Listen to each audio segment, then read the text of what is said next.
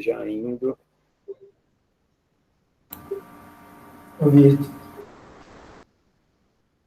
Acho que começamos aqui, então, boa tarde para todo mundo. Essa é a nossa terceira atividade aí do grupo de estudos, terceira atividade do ano de 2021. A ideia da atividade de hoje, a gente dá continuidade também nela daqui 2 semanas, o tema é o mesmo.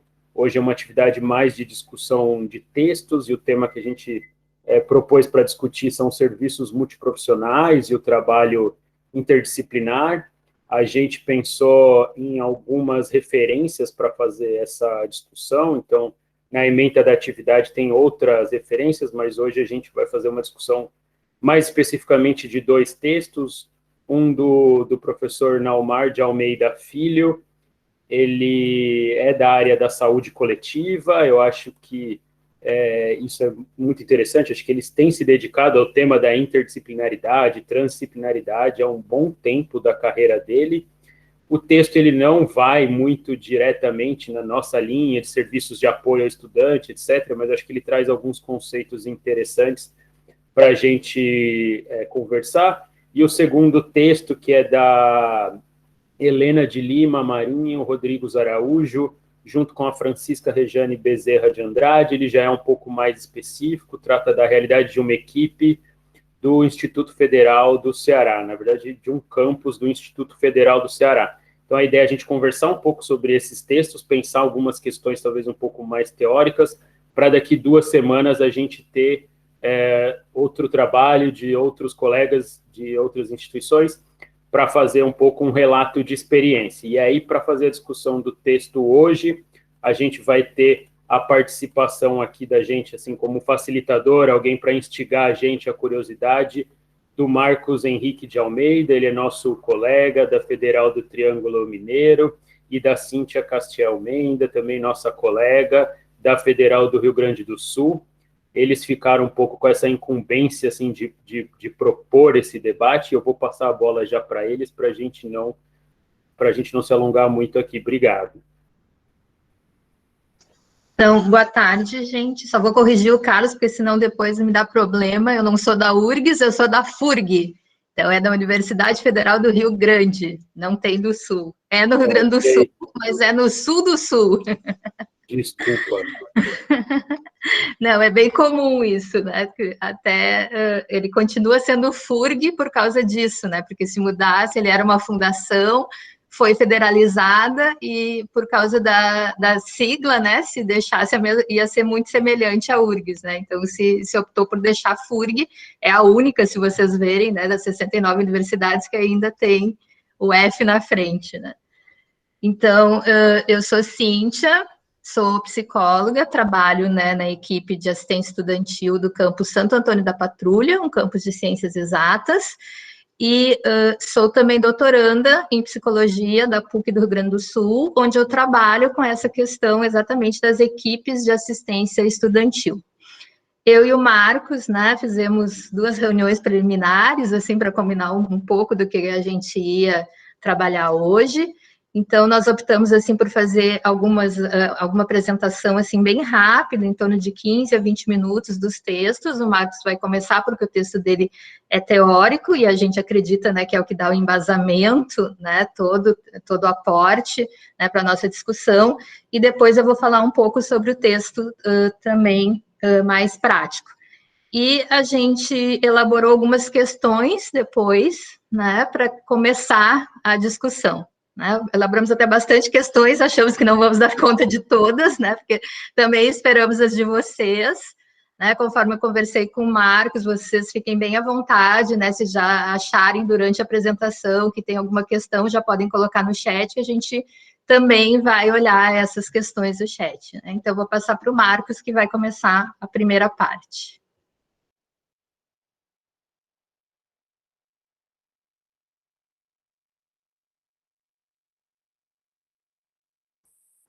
Bom, gente, boa tarde.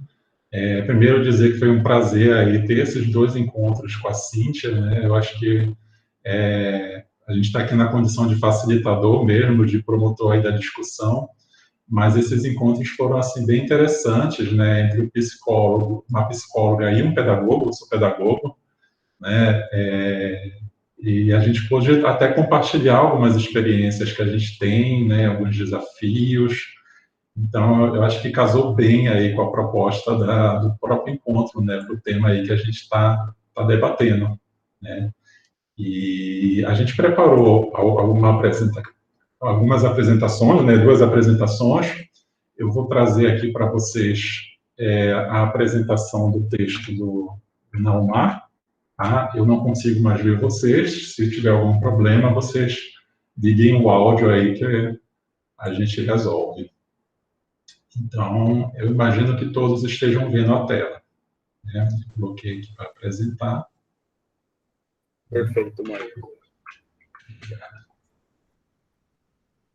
Então, esse primeiro movimento teórico, como o Carlos já mencionou, nós tivemos a oportunidade de fazer aí a leitura de um texto de 97, né, que é um texto antigo, mas que ele é bastante pertinente para esse tema mensal do nosso grupo, Serviços Multiprofissionais e Trabalho Interdisciplinar. Então, para começar, eu trouxe aqui uma reflexão que eu acho que vai ajudar a gente mais à frente, principalmente quando a gente for trazer aí a proposta do autor, né? Que é uma reflexão do Leonardo Boff a partir da história da águia e da galinha. Cada um lê com os olhos que tem e interpreta a partir de onde os pés pisam. Todo ponto de vista é a vista de um ponto. Para entender como alguém lê, é necessário saber como são seus olhos e qual é a sua visão de mundo. Isso faz da leitura sempre uma releitura. Tá? Então, eu vou passar imediatamente para a discussão do texto, né, e aí, se alguém sentir interesse, né, de fazer relação dessa reflexão com a discussão, fique à vontade. Então, o autor, né, ele traz aí de uma forma bem sistemática, né, ele é bem didático no texto, ele divide aí a apresentação, o texto dele é um texto corrido, né, não tem parte, mas ele faz 3 movimentos. O primeiro de revisão, o segundo de uma avaliação crítica, e, por fim, ele traz aí uma contribuição pessoal. Tá? E aí a gente vai começar aí com a revisão que ele faz de alguns aspectos aí históricos, epistemológicos, da construção das noções de análise, método e disciplina. Né? Então, quem estudou filosofia deve se lembrar desse cara aqui, Descartes. Né? Ele, lá no século XVII, inaugura a epistemologia, né? Que, a grosso modo falando, é o estudo do conhecimento. Né? Então, segundo ele, o método e a disciplina, eles são ferramentas privilegiadas, porque eles são capazes de alcançar a análise, né? E resultando aí, portanto, na produção de conhecimento racional. Né? Então, vejam aqui que tem uma especificidade também que o próprio autor traz, mas a qual eu não vou me aprofundar agora nesse momento, né? Que é o papel da razão aqui, da produção de conhecimento racional, a partir das ideias do Descartes. Então, no método cartesiano, o processo, né, de produção desse conhecimento racional, sustentado, portanto, na razão, ele implicava uma série de operações de decomposição da coisa a conhecer.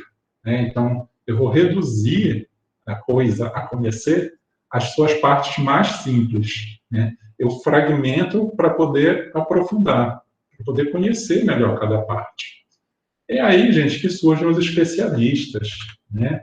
Então, os especialistas, eles vão se apropriar de campos disciplinares cada vez mais delimitados.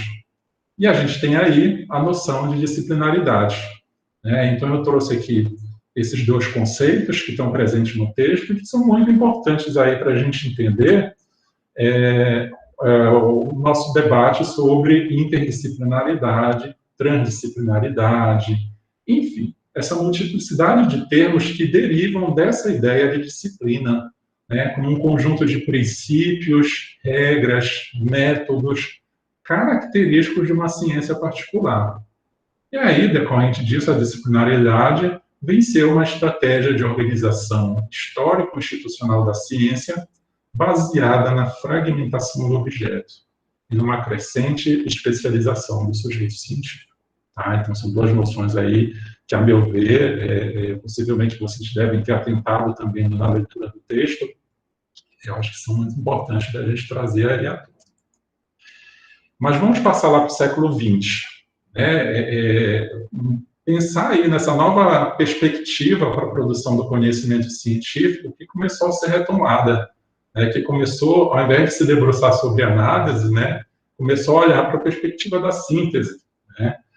Então, esse é outro trecho também muito interessante que o autor nos traz, eu peço até perdão que eu não coloquei aqui a página, depois a gente ajuda a situar se for o caso, que ele coloca que a produção de conhecimento científico implicava não mais a destruição, mas a construção de objetos através de um processo de composição ou montagem de elementos constituintes.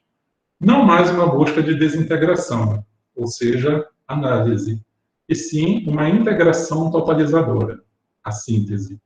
Tratava-se, então, não apenas de explicar, mas de entender, não somente de produzir a descrição rigorosa ou a classificação precisa, mas também a compreensão de uma dada questão científica. Tá?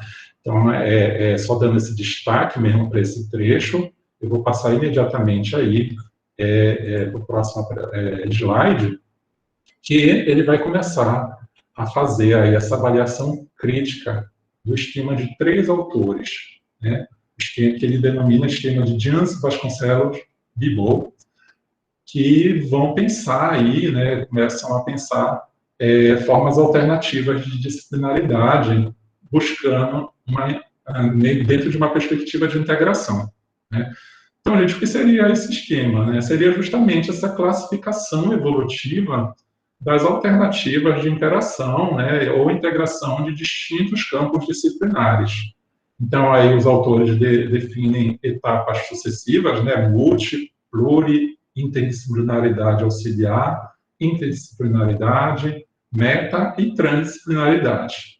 Então, vocês devem ter visto, em contato com o texto, na leitura, esses esquemas aqui, que o autor ele traz aí para tentar compreender essas representações esquemáticas, tentar compreender melhor cada uma dessas 6 perspectivas. Eu fiz um esforço de compreensão tentando trazer alguns exemplos. Ainda que eu possa cometer aí alguns equívocos, esses exemplos me ajudaram a entender um pouco mais esses esquemas. Então, vamos lá. A gente tem aí, primeiro, a perspectiva da multidisciplinaridade. Vocês podem ver que nós temos aqui um conjunto de campos disciplinares que tratam ao mesmo tempo de uma questão, de um problema ou de um assunto específico. Então, nesse exemplo aqui eu trago essa questão da dificuldade de aprendizagem do estudante na educação superior. Então, nesse sistema, o que o autor vai colocar, e como vocês perceberam, ocorre essa justaposição. Eles têm alguns campos que estão aqui no mesmo nível hierárquico. Eles estão aqui na horizontal, como vocês podem ver. São campos que se aproximam, mas que, nessa perspectiva da multi, não estabelecem relações efetivas entre si. Nós temos aí a ausência de uma cooperação sistemática.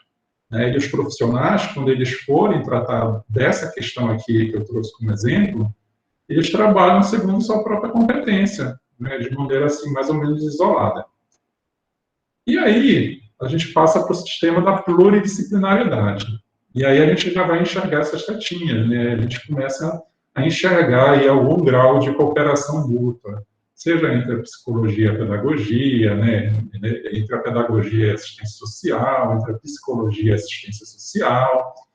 Então, quer dizer, a justaposição em um único nível permanece, aqui na horizontal. Porém, as áreas, elas começam a enxergar objetivos aí em comum. Nós temos uma perspectiva aí de complementaridade. Os profissionais, nessas perspectivas, geralmente se reúnem para discutir esse problema que nós temos aqui, e um vai complementando o outro. A gente passa aí para a interdisciplinaridade auxiliar, E aí a gente vai começar a perceber uma interação entre as disciplinas, entre os campos. Mas tem aqui nesse exemplo que eu trouxe um campo que domina, né? Tanto que ele está aqui já no nível superior, né? Esse campo ele vai se impor aos outros e assume uma função aí, portanto, integradora, uma função coordenadora. A gente enxerga práticas de colaboração entre os profissionais que atuam nesse campo, nesses campos, mas acabam sendo práticas auxiliares, tá? E aí nós temos aí a metadisciplinaridade, temos uma metadisciplina que está no nível epistemológico superior, mas ao invés de coordenar, como na interdisciplinaridade auxiliar, é um campo que vai mediar a comunicação entre os diferentes campos. Tá? Perdão, acabei de clicar.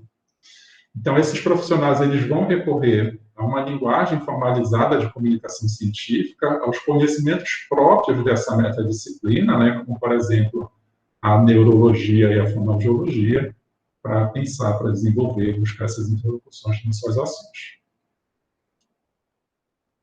Aí nós temos aí a interdisciplinaridade, né, na qual a gente já vai ter essas relações de reciprocidade. A gente enxerga aqui um nível hierárquico superior, novamente, que tem como proximidade nessa temática em comum, nesse caso a dificuldade de aprendizagem, mas ele vai atuar aí como um campo integrador, como um campo mediador, coordenador, vai fazer essa mediação. Então, apesar de a gente ter de níveis diferentes, nós temos aqui uma tendência, segundo o autor coloca, a horizontalização das relações de poder. Então, ocorre uma aprendizagem mútua, né, que não trata-se assim uma simples mistura, né, de conhecimento de diferentes campos, né, mas ele proporciona, aí, como o autor coloca, essa recombinação dos elementos internos de cada campo. E aí nós chegamos na transdisciplinaridade, que é o último modelo do esquema que o autor problematiza, e ele coloca essa representação que ilustra a complexidade de vários níveis e de diversos objetivos, né? Então, nós temos aqui a criação de um campo, né, seja ele teórico, seja operacional, seja um campo disciplinar, que ele vai ter, né, que vai desenvolver uma autonomia teórico-metodológica perante aí as disciplinas que compõem, né? Então, nesse exemplo, que a grosso modo eu trago aqui, existe uma finalidade comum a todos esses campos, que é o da permanência estudantil na educação superior. Tá? Mais uma vez, falando, é um exemplo que ajudou a entender um pouco os esquemas que o autor traz. Então, nós vamos aí passar imediatamente para a avaliação crítica do Naumar sobre esse modelo, sobre esse esquema de Jansen Vasconcelos Guibord. Ele vai identificar alguns postulados que estão implícitos aí nesse modelo, né? E aí esses postulados, eles carregam um conceito de ciência, né? A gente não pode ver eles de forma desinteressada, né? A gente tem que entender que conceito de ciência está por trás dele. Então, a partir desses postulados que ele vai construir a crítica, né? Então, eu não vou aqui me ater a todos os postulados, né? São 4, né? Mas eu vou trazer esse aqui como exemplo, e aí eu deixo o grupo à vontade para comentar depois, caso queira, os outros 3 aí que ele destaca. Tá? Mas nesse postulado aqui, o autor, o Naumar, ao invés de ele enxergar campos disciplinares como estruturas autônomas, com princípios, conceitos e metodologias específicas, ele vai enxergar a possibilidade de que esses campos sejam instituídos por uma praxis, né? Então, assim, a produção do conhecimento científico, ela se realizaria nessa complexa rede institucional que é operada pelo que ele chama de agentes históricos concretos, né? Então, essa rede ela estaria ligada a um contexto sociopolítico mais amplo, né? Por isso que essa perspectiva aí da praxis também que ele coloca, né? De olhar para esse contexto, de olhar para o papel desses agentes. Então, ele analisa aí alguns limites, né? Além de fazer a crítica a esses postulados, ele vai analisar também alguns limites desse esquema, né? Eu vou falar brevemente aqui, que um dos limites que o autor coloca, que a síntese, trazendo aí de novo essa perspectiva de síntese, né, ela não se produz por uma mera operação de adição e nem surge pelo mero contato entre os distintos campos disciplinares, né? E aqui, né, vocês podem ver aqui nessa ilustraçãozinha, que ele não está falando de uma síntese que está subordinada a um projeto tecnológico de produção industrial, né? Então, vocês vão ver bem isso no texto, né? Eu não explorei isso agora, né? É uma apresentação bem breve mesmo, para facilitar, né, a discussão. Mas essa relação entre ciência e técnica, o autor ele percorre aí no texto, né? Então, aqui ele não está falando de uma síntese que está subordinada a esse projeto. Ele está tratando aqui de objetos complexos, né? Ele está abordando a perspectiva da saúde coletiva, né? Então, aqui fica esse alerta dessa necessidade da gente olhar com cuidado para esses modelos do esquema que é apresentado pelo autor, porque nós também estamos tratando de um objeto complexo, né? E aí, no caso, a permanência, consequentemente, aí o apoio pedagógico ao estudante da educação superior, né? Então, se a gente for olhar para a realidade concreta, para as nossas experiências, a gente vai enxergar alguns limites desses modelos, como o próprio autor fez, né, de olhar para qual objeto eu estou olhando, para qual questão eu estou atentando, né?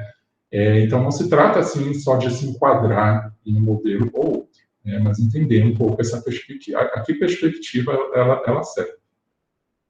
Mas aí vamos passar para a contribuição do autor, que é a terceira e última parte, que o autor fala que é esse plano pragmático, né? Ele traz aí uma contribuição pessoal, no qual ele vai buscar aí uma definição mais precisa do conceito de transdisciplinaridade, né?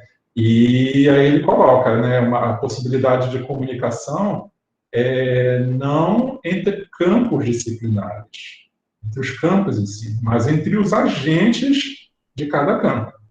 Então, ele aborda que essa comunicação ela ocorre através da circulação não dos discursos pela via da tradução, mas pelo trânsito dos sujeitos do discurso, né? Então, nessa apresentação, devido ao esforço de compreensão que eu fiz anteriormente, eu vou tentar trazer o mesmo exemplo aí que eu trouxe nos modelos anteriores, né? Então, é um exemplo. Nós temos aqui 4 campos, né? A psicologia, aqui, a pedagogia, assistência, a serviço social e ciências médicas. Então, são campos que vão se relacionar em torno de um objeto complexo, seja a permanência estudantil na educação superior. Então, cada um desses campos, até mesmo pela posição aqui nessa representação que a gente está vendo, eles vão ter acesso a uma faceta particular desse objeto.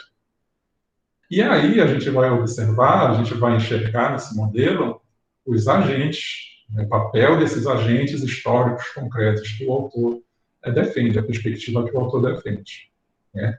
Então, a gente tem aí, como exemplo, né, 8 agentes. O autor ele faz uma representação de séries VZ e AB, né, e aí ele coloca o papel de 8 agentes, né? Isso não significa dizer que é o que ocorre nas nossas realidades.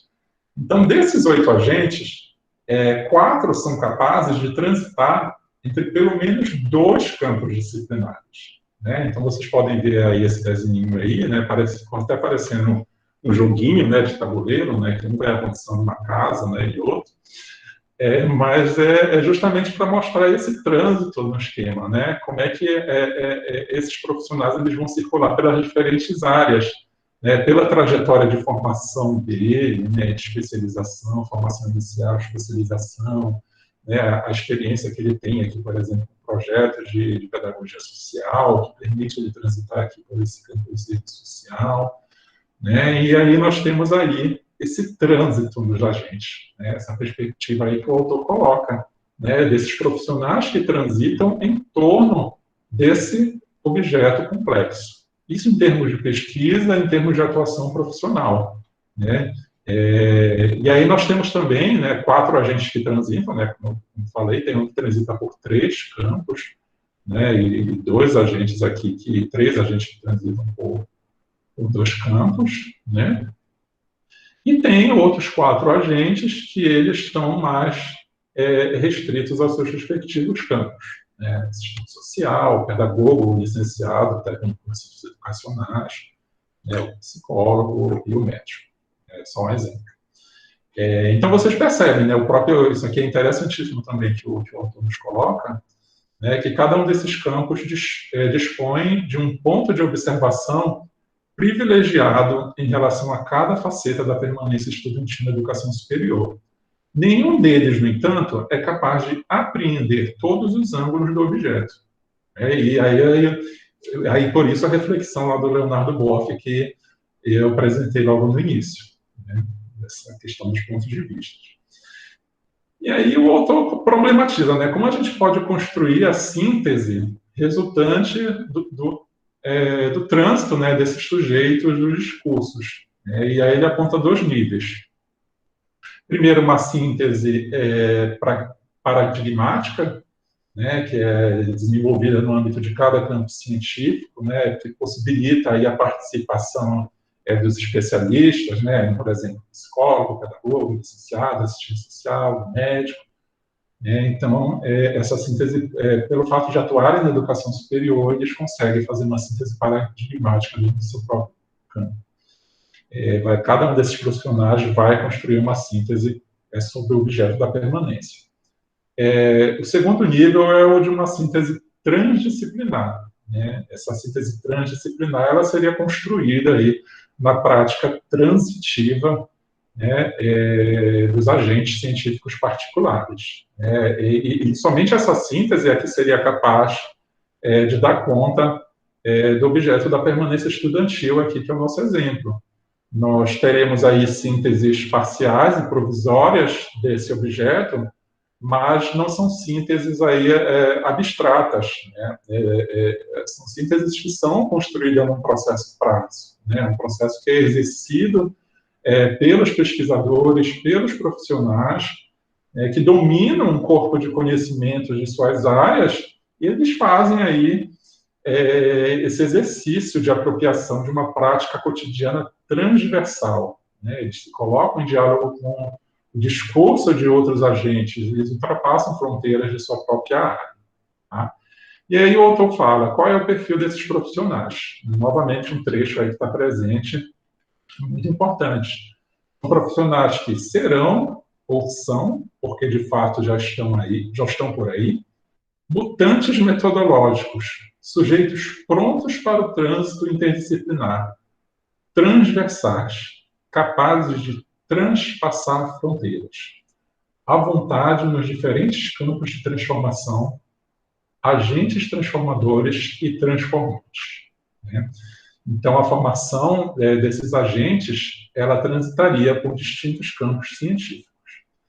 E aí, para refletir sobre essa formação, sobre essa perspectiva, né, eu encerro aí com essa reflexão, né, essa compreensão, essa necessidade de compreender que há outros pontos de vista, né, e que isso é o início da sabedoria. Tá?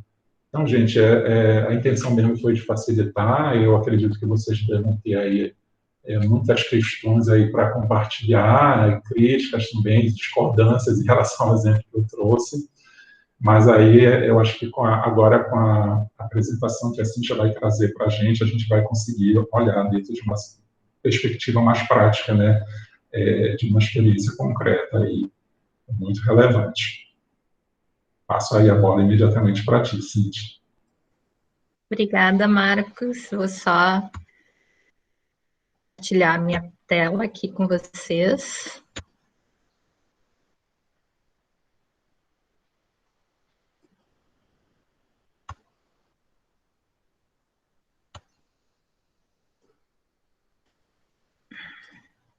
Tá certinho? Certinho, sim. Deu?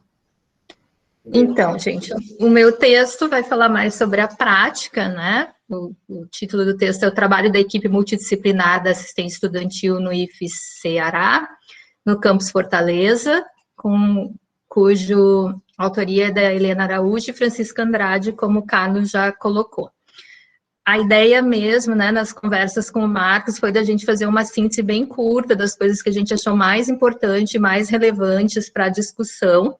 Então, eu vou fazer uma contextualização, né, o que é a pesquisa, um relato de experiência da equipe multiprofissional, é um estudo de caso, né, ele só trabalha com IFE Ceará, Campus Fortaleza, é um estudo qualitativo, realizado em 2016 e publicado em 2017, com entrevistas semi-estruturadas com a equipe e com as chefias respectivas.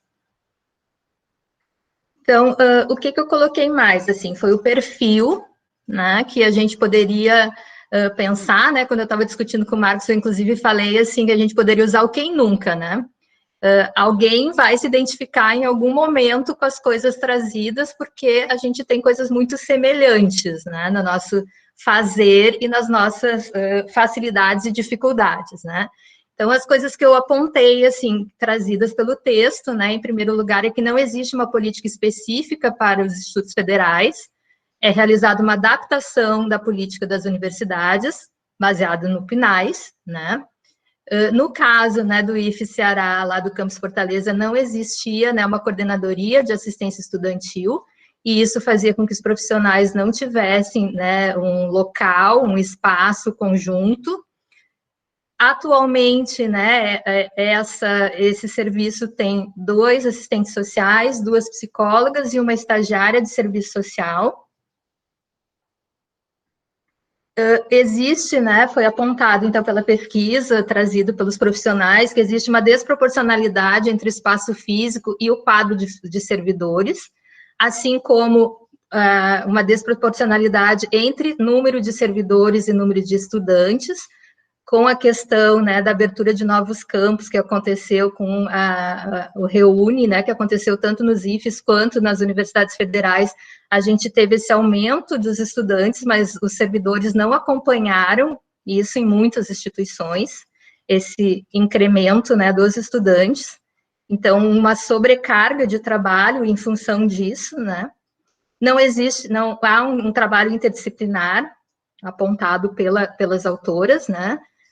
As assistentes sociais voltadas apenas para a seleção de benefícios, sem poder realizar atividades de promoção ou prevenção, e as pedagogas trabalhando com corpo docente, planejamento de curso, documentação legal e atendimento aos pais, já que, né, os IFES envolvem um corpo discente menor de idade, porque atendem o ensino médio também. Aqui a gente já vê uma diferença, né, em relação à universidade, porque normalmente as universidades têm essa questão da documentação legal e dos planejamentos de cursos separados, né, normalmente na Prograde, né, na Pró-Reitoria de Graduação. Então, a gente, uma facilidade, né, essa possibilidade de trabalhar junto e de participar desde da concepção, né, do trabalho, nas universidades é mais difícil. Né, normalmente são bem separados, né, a Pró-Reitoria dos Assuntos Estudantis, ou da assistência estudantil, e a questão dos planejamentos, da documentação legal, que está mais voltada para a Pró-Reitoria de Graduação, no caso das universidades. Então, a gente tem também apontado, né, pela pesquisa, pouca visibilidade das atividades desenvolvidas pela equipe. Os servidores que são da saúde, né, que no caso lá são médico e enfermeiro, não conseguem se perceber como sendo da equipe de assistência estudantil. Os auxílios nem sempre garantem o sucesso acadêmico do estudante, né, isso é um debate que, inclusive, a gente entrou, né, na atividade anterior, que ele auxilia, mas ele não é tudo, né, a gente precisa ter outras políticas, a gente precisa ter outros projetos que também deem uma sustentação, né, para o estudante. Técnicos sentem uma desvalorização em relação ao corpo docente, isso já é histórico, né, tanto nos IFES quanto nas universidades, é sentido muitas vezes, né, pelos técnicos, essa desvalorização. E algumas reflexões que eu fiz, desculpe, saiu errado ali o acento. Então, as reflexões que eu fiz, né, a partir dessa leitura. Primeiro, que não existe uma nomenclatura comum nas universidades e nos institutos federais. A gente tem coordenadoria, tem departamento, tem pró-reitoria. Mesmo quando existe a pró-reitoria, né, os estudantes às vezes estão locados na extensão, algumas vezes na assistência, outros nos assuntos comunitários, outros têm a denominação de assuntos estudantis, né, divisão de assuntos estudantis. Então, assim, a nomenclatura não é comum em todas as universidades e todos os IFES. O fio condutor realmente é o PNAES, né? Mas o PNAES, ele fala das verbas, ele não fala das especificidades de cada uma dos profissionais que está lá e de como eles vão trabalhar, né? E, inclusive, ele dá autonomia para as instituições sobre as decisões, né, de equipe. Então, acaba que cada instituição, independente de ser universidade ou de ser IFE, acaba montando a sua equipe com os profissionais que acha mais importante naquele momento. Não há uma homogeneidade das equipes nas instituições, né? Em cada instituição a gente vê uma configuração diferente de profissionais. As ações são permeadas pelas bolsas e auxílios, né? É o nosso fio condutor, e há uma necessidade de pesquisas mais abrangentes para compreender as equipes. A minha era bem pequenininha, porque eu acho que realmente, assim, o mais importante é a gente poder discutir, né, e conversar bastante sobre o que nos move, né, e o que nós temos hoje dentro das equipes. Então, a gente já pode passar para as questões, né, Marcos? Perfeito, Cíntia. Você acha que a gente fala ou você chegou a colocar na apresentação? Não. Não. Tá, acho que a gente pode socializar aqui. Podemos conversar. Podemos conversar. Então, assim, ó, em relação, né, ao texto do Marcos, né, uma das coisas que a gente já discutiu, né, e viu como importante, em primeiro lugar, né, a gente tem que considerar que a gente está num campo intermediário, né, entre educação e saúde. Nós temos profissionais tanto do campo médico como do campo da educação, em alguns nesse trânsito, né. Então, tendo em vista isso, né, a gente se perguntou assim, a gente, como modelo, né, vai ficar entre a pluridisciplinariedade, a interdisciplinariedade auxiliar, tendo, né, foi uma discussão que a gente rendeu bastante, né, Marcos?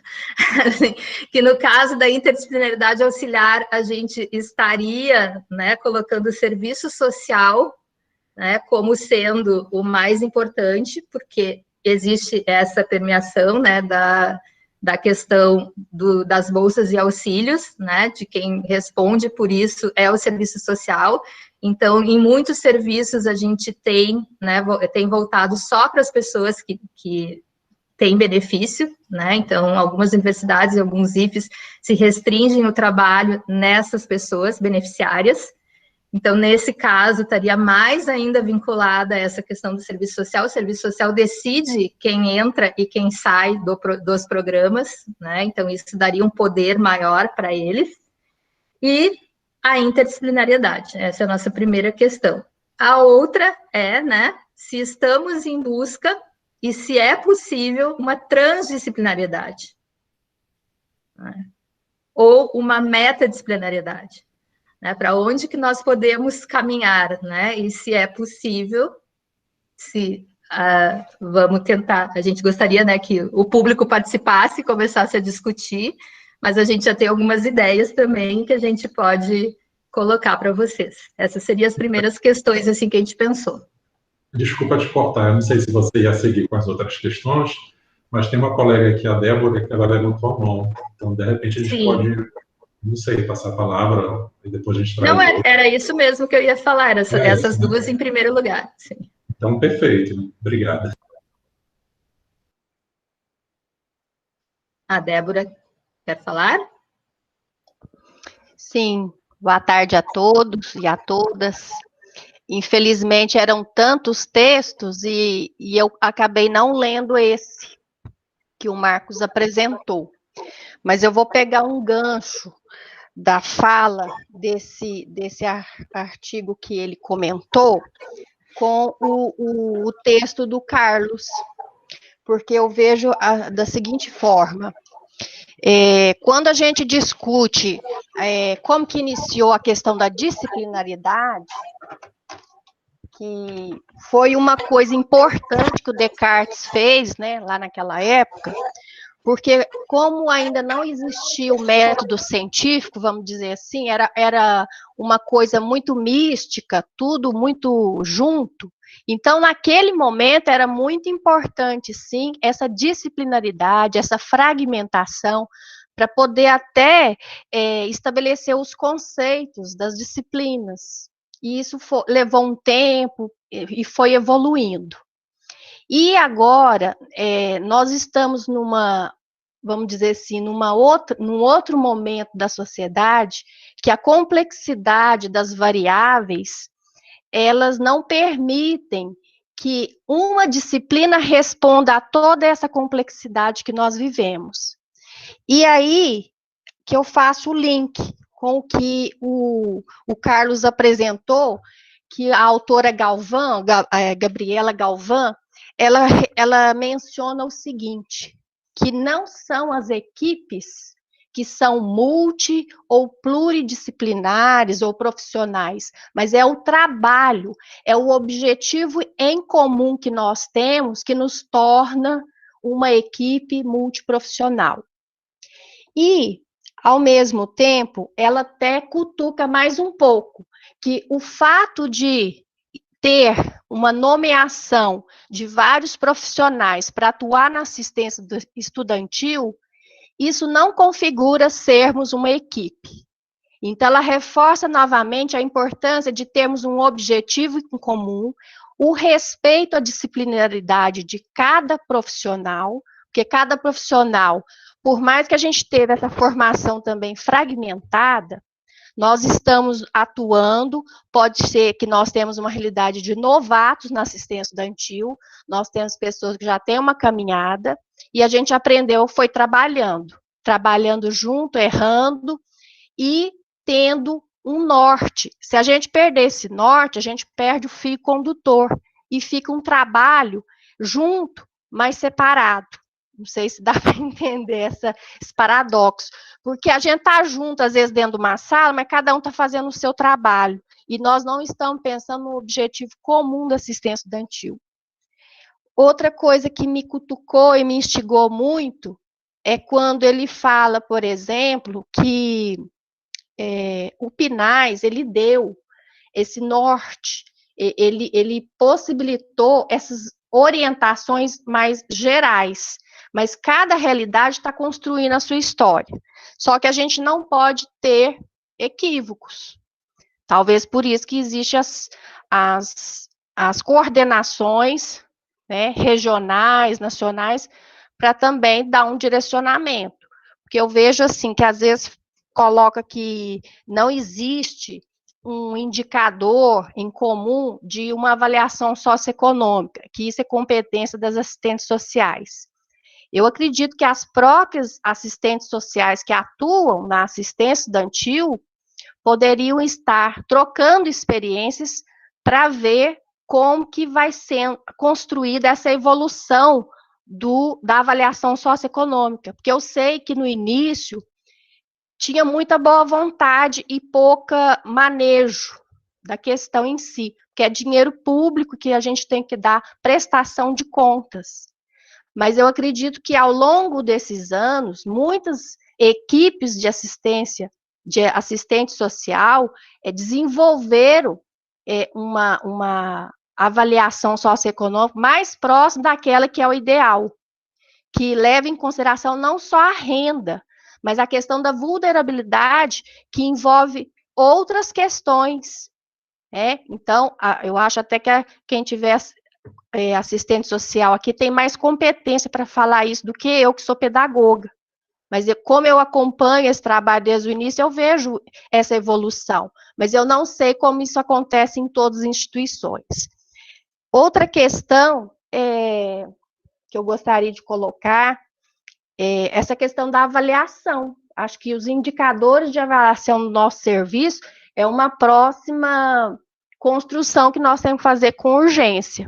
Porque, infelizmente, esse governo gerencialista está transformando tudo em números quantificáveis, e se você não apresentar resultados, você pode ter cortes, ser menos valorizado. Então, toda ação que você realiza, quantos? Atingiu quantos? O negócio agora é quantidade, nem sei se a qualidade em si está sendo levada em consideração.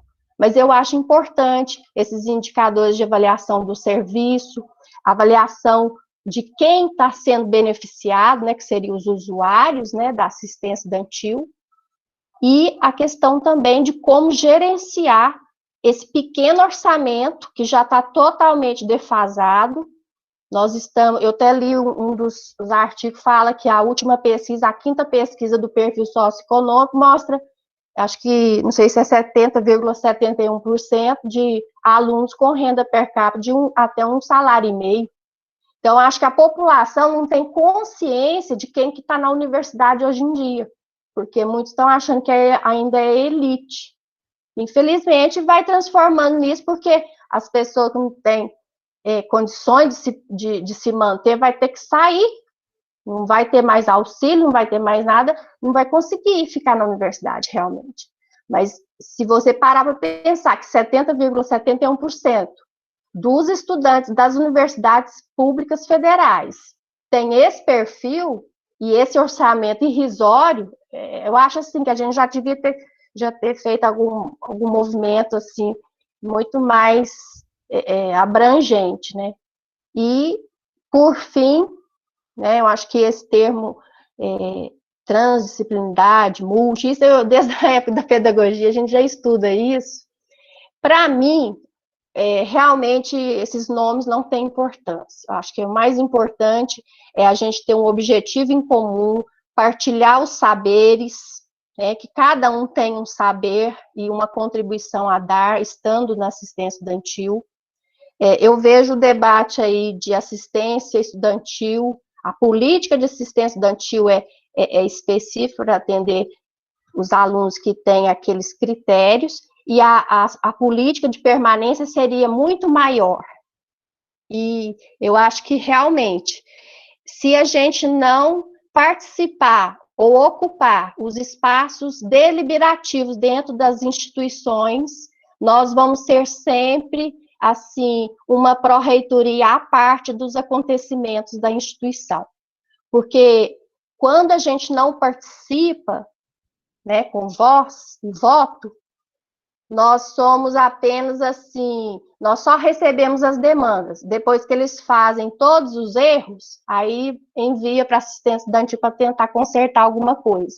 Sendo que se a gente tivesse sido chamado para discutir a questão, dar o nosso ponto de vista, pode até ser que a nossa quantidade de votos seria menor e nós não conseguiríamos mudar, mas estaria registrado lá a nossa posição. Agora, quando nós não ocupamos esses espaços deliberativos, as decisões são tomadas, os erros estão feitos e depois tem que tentar apagar o incêndio. Então, acho que é muito importante a gente ter isso em mente. Por enquanto, é isso que eu gostaria de expor. Obrigada.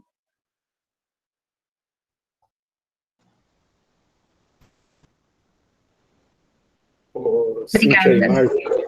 Sim.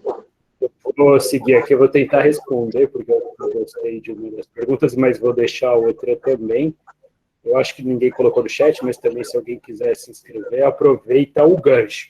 Acho que, antes de ir para a pergunta, acho que Marcos e Cíntia, se empolgarem, acho que até vocês podiam juntar aí as ideias de vocês, principalmente todo esse trabalho visual que o Marcos fez de transposição dos conceitos que não são tão simples no texto do Naumar, né, porque, na verdade, ele está expondo os conceitos que não é dele, fazendo uma crítica e tentando exemplificar, e você ainda tentou fazer isso trazendo mais para a gente da assistência estudantil. Então, acho que se vocês estiverem no gás aí, de repente transformar isso até numa publicação, acho que pode ser muito válido para todos nós. Então, mais uma sugestão para aproveitar que vocês já colocaram a mão na massa, não deixar isso ser só para o material aqui do grupo. Em relação à pergunta, eu acho que esse conceito de transdisciplinaridade, quando li o texto a primeira vez, eu penso mais que ele é quase que ele é um modelo do tipo ideal que a gente não vai chegar, mas que a gente precisa ter esse modelo lá na frente para poder traçar um caminho. Então, assim, eu lendo o texto do Naumar, principalmente, eu fiquei assim, eu acho que a gente não consegue chegar a essa proposta que está sendo colocada de transdisciplinaridade. Entretanto, talvez a gente possa caminhar nessa direção. E aí, acho que parte do que a gente entende por multiprofissional, disciplinaridade dentro da assistência estudantil, tem a ver um pouco que a gente discutiu nas 2 primeiras atividades, que é o próprio conceito de assistência estudantil que a gente tem nas nossas instituições, que em alguns casos ela é um pouco mais limitado e privilegia uma área ou outra, em outros casos ela é mais abrangente. Então, eu penso que talvez a gente pensar um pouco o trabalho interdisciplinar, o trabalho multiprofissional, ele vai depender um pouco dessa nossa interpretação.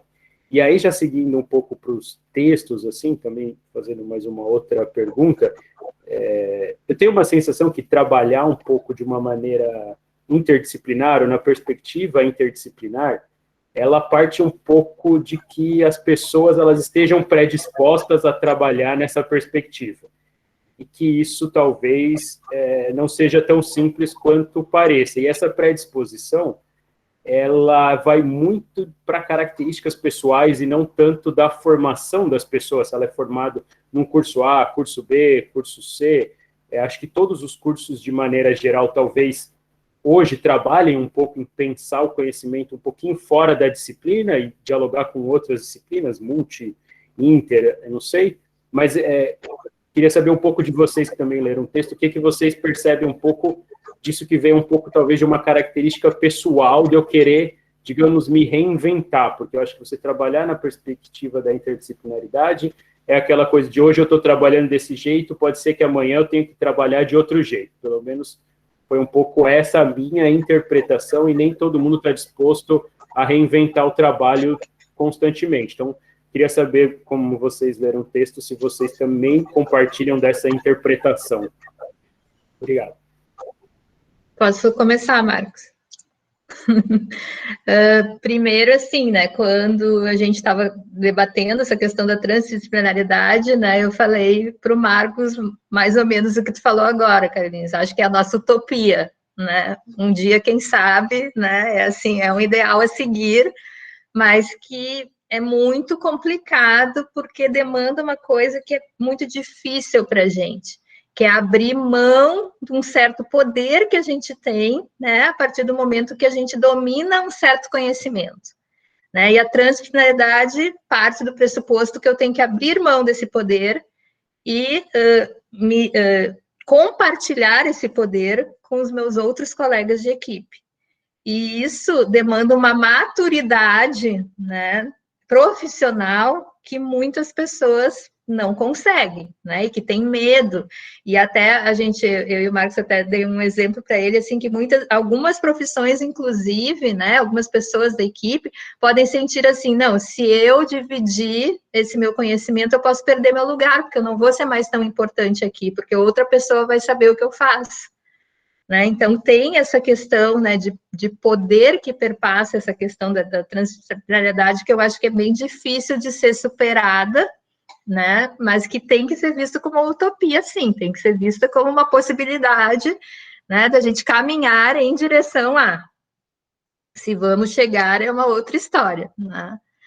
E aí, assim, eu quero complementar o que tu falou também, que foi uma das coisas que me chamou muita atenção, assim, que ele, no teu texto, né, tem lá na página 229, tem o conceito do Iriberry, acho que é isso, assim que se pronuncia, eu não sei pronunciar ele direito, que ele fala, né, que a equipe tem que ser coordenada, colaborativa, com uma finalidade, com uma boa comunicação e abandonando jargões disciplinares. Né? Então, acho que esse é o nosso primeiro exercício, assim, né, da gente chegar nessa equipe, né, dessa forma.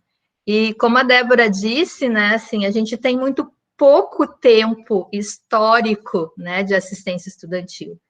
A gente tem pessoas, no máximo, trabalhando há 12 anos. A maioria dos concursos são de 10 anos atrás. né? De 10 anos para cá que foi se constituindo as equipes, né? A gente tem uma questão também de quem chegou primeiro, né? A gente chegou primeiro, os primeiros concursos foram para o serviço social, depois foram para pedagogos e, por último, vieram os psicólogos. E bem depois, né? Então, também tem essas características, assim, históricas, né? E de acesso a essa equipe, que também vai moldando ela, né? E colocando ela de uma determinada forma. Então, acho que isso a gente não pode perder, assim, né? E por isso até eu e o Marcos comentamos, né? De quanto era importante essa contextualização, né? Esse primeiro movimento que a gente fez, esse primeiro texto que a gente estudou, né? No mês passado, se eu não me engano, porque muitas pessoas que estão na assistência estudantil não têm ideia da história, né? Ou chegaram depois, ou nunca se interessaram, ou nunca tiveram acesso a um material que mostrasse, assim, né, por que nós chegamos aonde chegamos e dessa forma que nós chegamos. Então, tem um contexto que tem que ser levado em conta e que é muito importante. E que, em alguns aspectos, a gente sim precisa desmanchar, como a Débora disse, né? Nós não somos muito... A gente não consegue trocar muito. A gente está num país continental, né? A gente tem um distanciamento físico muito grande, mas a gente tem essas ferramentas, né? Que a gente está aprendendo a usar, né? E que está caminhando nessa direção da troca, de se conhecer, de ver como é que é, né? E entender melhor. E bom, eu vejo muito nesse grupo, né? No WhatsApp, eu gosto muito, né? Dos movimentos, assim, eu estou fazendo tal projeto. Me manda também que eu quero ver como é que é, quero ver se dá na minha instituição. Acho que esse é um ponto de partida, né? Assim, esse partilhar, esse se interessar, assim, porque não é só o que eu faço, não é só, né, o meu trabalho, é um trabalho que beneficia aos estudantes, né? A gente está procurando o melhor para eles, e a gente realmente aprende fazendo, e aprende cada dia, né? Eu sempre digo, assim, que o trabalho da assistência estudantil não tem de igual também. Assim, e muitas vezes, mesmo que tu esteja planejado, tu chega lá, acontece uma coisa completamente diferente que tu nunca fez na tua vida e que tu tem que dar conta naquele momento, né? Ou daqui uma hora, tu tem que dar uma solução para aquilo que tu nunca viu e que tu não sabe como fazer.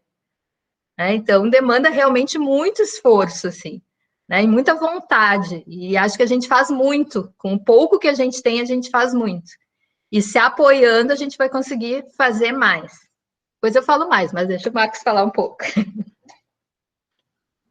Bom, eu vou pedir licença só para a Michele, né, mas só para, dando sequência aí a questão que o Carlos dirigiu para a gente, eu concordo, Carlos, né, nessa perspectiva, né, também que você fala, né, de trabalhar nessa perspectiva é um desafio, né, como a Cíntia tem colocado, é uma utopia, né, mas é um modelo do tipo ideal, né, e assim, você colocou aí um termo assim que eu acho que o pessoal da psicologia, inclusive, tem feito estudos sobre isso, né, sobre a predisposição da pessoa a fazer esse trabalho cooperativo, interativo, como a Cidinha bem colocou aqui no chat, né, vislumbrar, né, atingir um objetivo comum, como a Débora colocou também, né, ter um objetivo em comum. Então, eu acho que isso está muito relacionado à própria constituição da pessoa, né, como você falou, a característica da pessoa. Quanto essa pessoa ela tem abertura para esse tipo de trânsito, né? Eu acho que o Naumar é bem feliz, assim, ele defende um modelo de transdisciplinaridade e esse termo para mim assim é chave, assim, né? Quanto você se permite esse trânsito entre diferentes áreas e diferentes profissionais, né? Ali naquela construção da prática cotidiana concreta, né? Então eu acho que isso tem muito a ver com essa experiência pessoal de cada um, né? Eu estou falando a grosso modo, porque eu não sei, possivelmente alguns autores talvez tenham também sido pesquisadores, devem se debruçado, investigado isso também, né?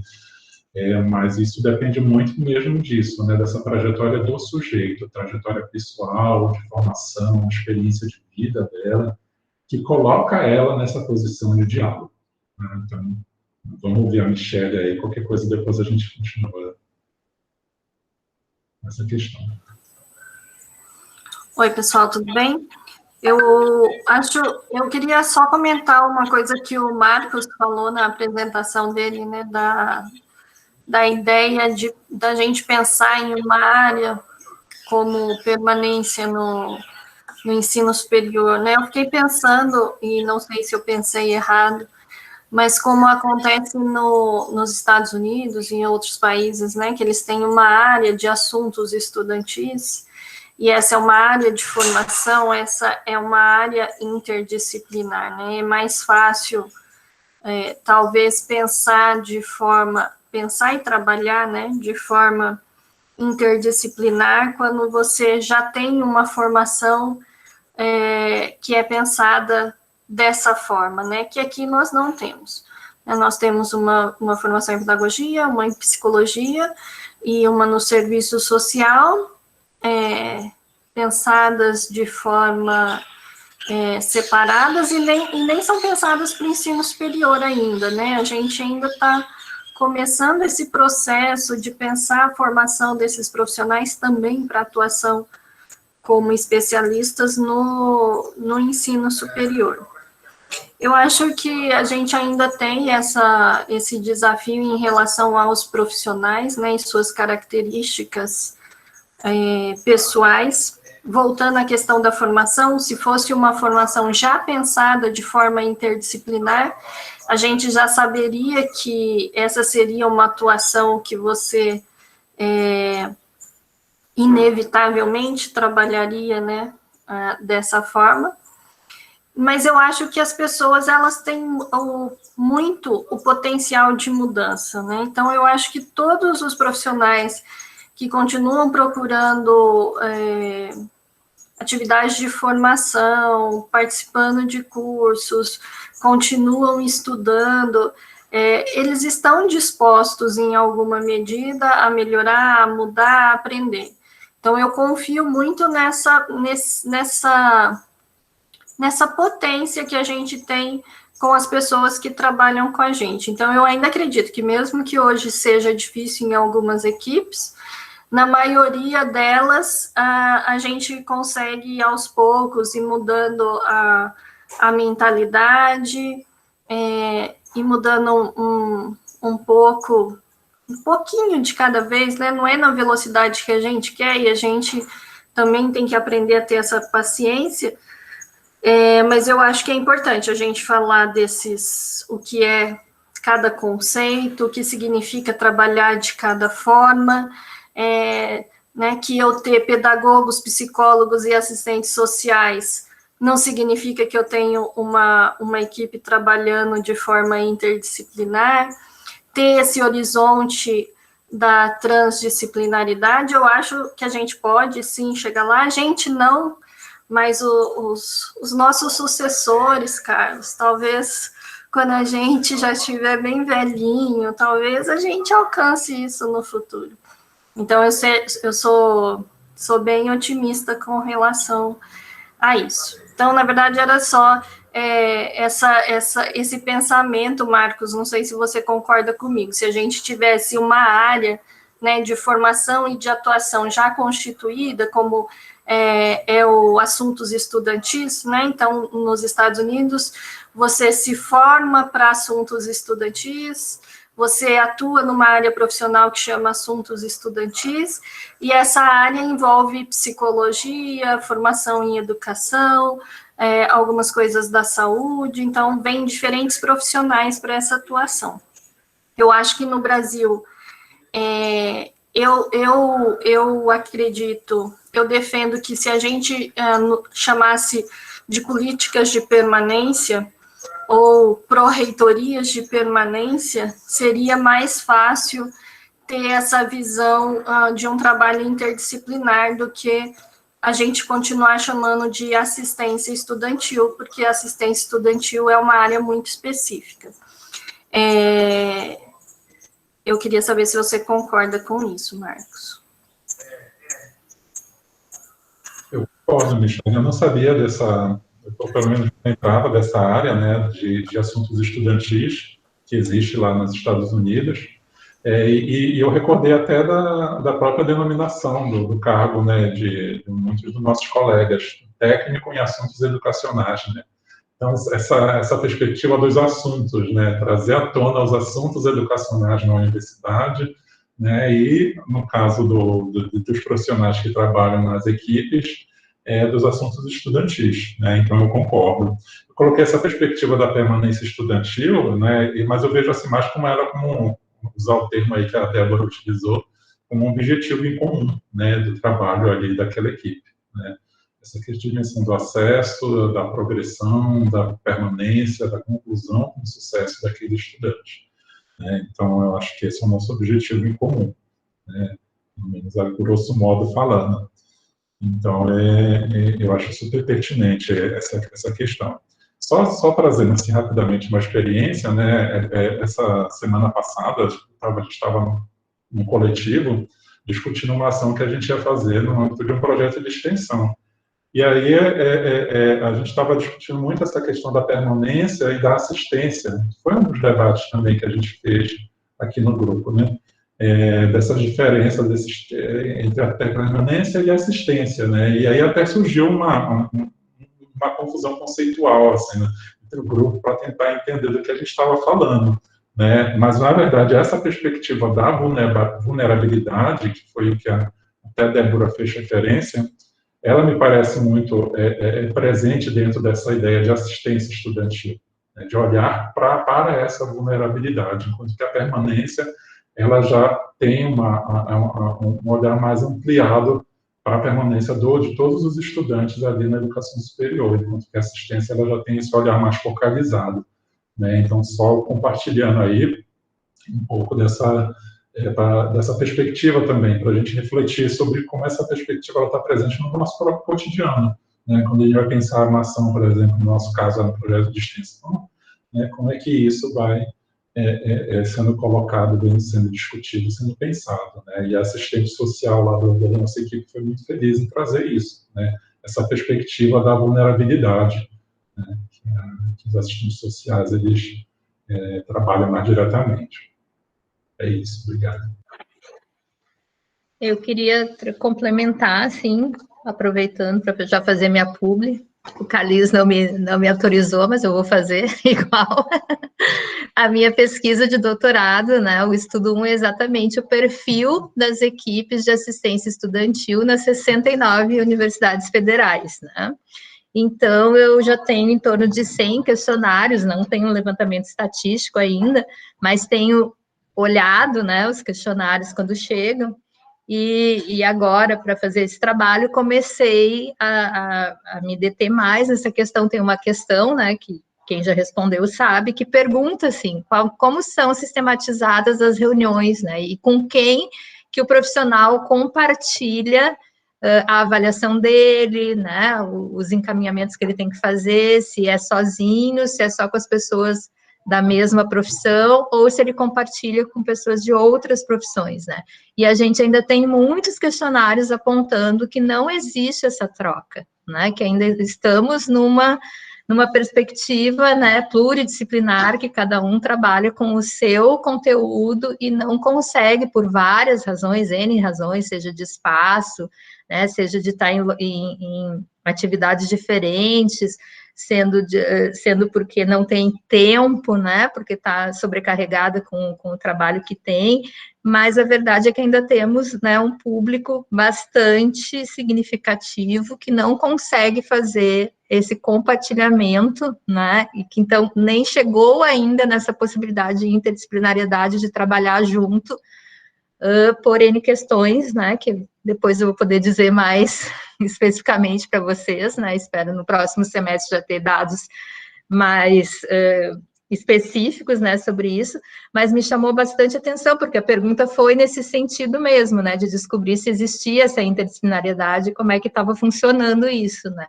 e foi uma surpresa descobrir que ainda existem muitas pessoas que não têm essa possibilidade de troca com os seus colegas. E voltando a uma questão que a Débora falou, que eu anotei aqui, acabei não falando, não só, né, a avaliação, eu acho muito importante essa questão da avaliação do serviço, acho fundamental, mas eu vou um pouquinho mais longe, não só a avaliação com os estudantes, né, com quem utiliza o serviço, mas uma autoavaliação nossa como equipe, né, porque acho que a gente para muito pouco, né, para falar das nossas das nossas questões, das nossas atividades e se autoavaliar. E acho que esse exercício é muito importante, que além, né, de avaliar, que os outros nos avaliem, a gente também possa se avaliar enquanto equipe e ver o que a gente já caminhou, o que a gente já conquistou e o que ainda há para ser conquistado.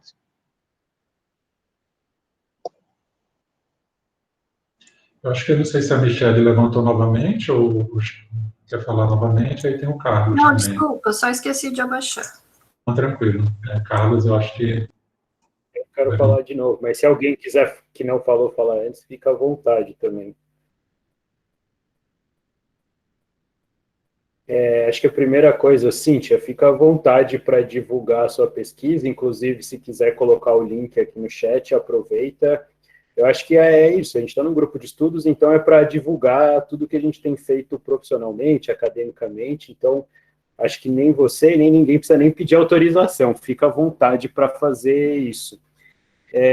Tentando voltar assim, um pouco para os textos, e aí pensando um pouco, me parece que assim, quando a gente vai falar num trabalho, nessa perspectiva mais interdisciplinar, eu acho que, pensando na nossa realidade, tem duas coisas que talvez ajude a gente a um pouco até sair um pouco do que a Cíntia falou, dessas instituições e serviços que ainda não conseguem, trabalham isoladamente, às vezes não é por vontade da pessoa, do profissional, é pelo modelo que o serviço está desenhado, mas me parece que a gente tem um ponto que é um pouco essencial, que é o compartilhamento de informações. Então me parece que quanto mais a gente compartilha as informações, nesse caso, a gente está falando das informações sobre os estudantes, porque é esse o público dos nossos serviços de maneira geral.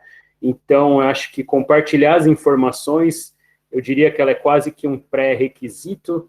Talvez hoje estar no mesmo ambiente físico já não seja mais tão pré-requisito como foi, talvez, há 1 ano e meio atrás. Acho que a gente tem aprendido a lidar um pouco com a questão física de uma maneira diferente agora.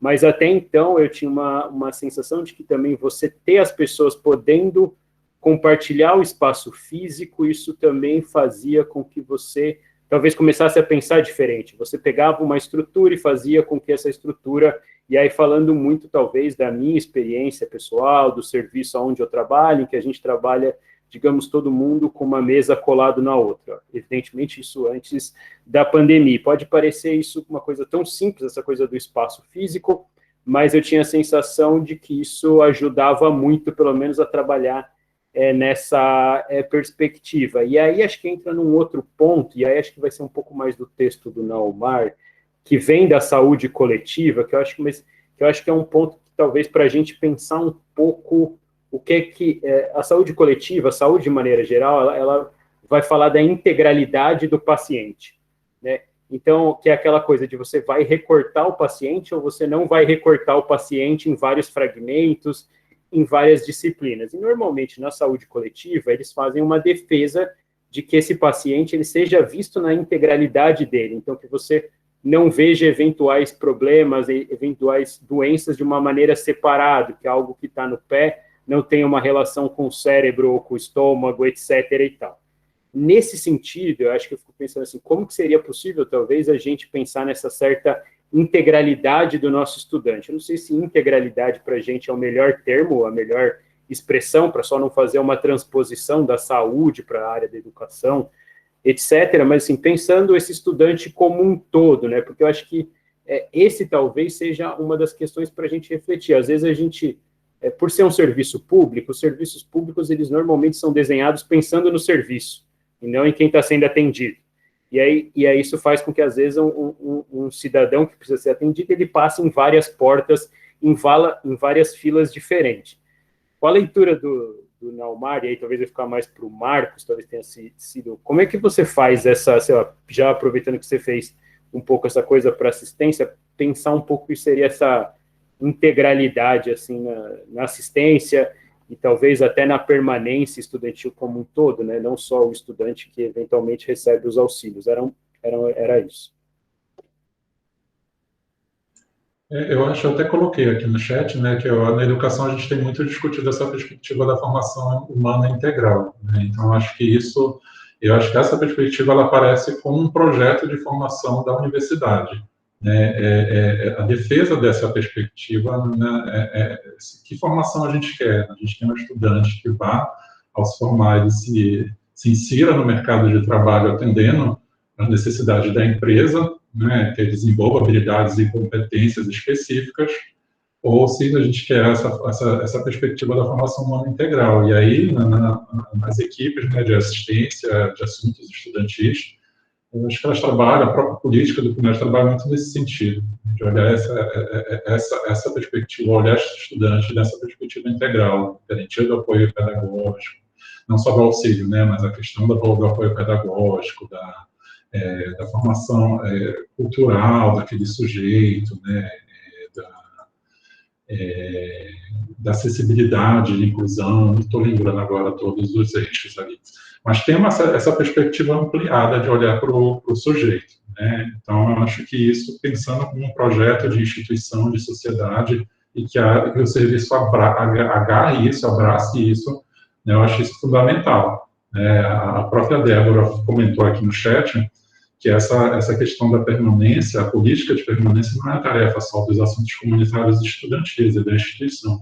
Então, isso remete aos projetos pedagógico institucional, né, e os projetos pedagógicos de curso, né, qual é a perspectiva que a gente assume e que, consequentemente, as equipes, elas trabalham em direção né, a essa perspectiva, no caso, de formação humana integral.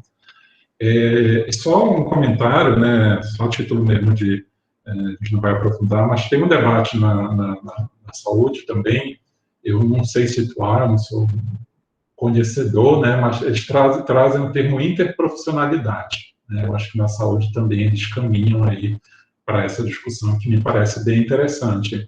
A revista Interface, né, que é uma revista Interface Educação, Saúde e Comunicação, se não me engano, ela tem alguns números aí bem interessantes, assim, para explorar mais essa questão, né, se alguém tiver interesse em aprofundar. Tem uns colegas que estão colocando aqui no chat, né, se quiserem também falar, né, fiquem à vontade. Eu acho que a Michelle, a Débora, o Washington colocou também aqui essa questão da especificidade, né, que não pode ser confundida com exclusividade. Se alguém quiser falar aí alguma coisa a respeito, fique à vontade. Ou se a Cíntia quiser passar para as questões novamente.